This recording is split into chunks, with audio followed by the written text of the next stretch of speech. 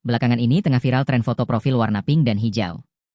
Tren ini dikenal dengan nama Brave Pink Hero Green, sebuah gerakan visual yang lahir dari aksi demonstrasi di depan gedung DPR RI pada 28 Agustus 2025.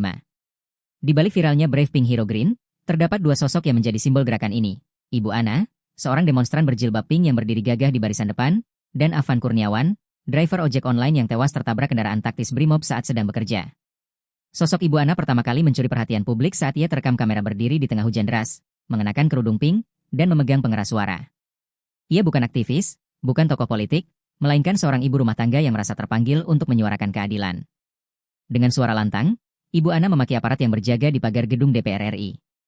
Ia menuntut pertanggungjawaban atas tindakan represif polisi yang sehari sebelumnya memukul mundur massa aksi dengan gas air mata. Aksinya tidak berhenti di kata-kata. Ia bahkan mengibaskan tongkat berbalut bendera merah putih ke arah tameng polisi, mencoba menghalau mereka agar tidak maju ke arah demonstran.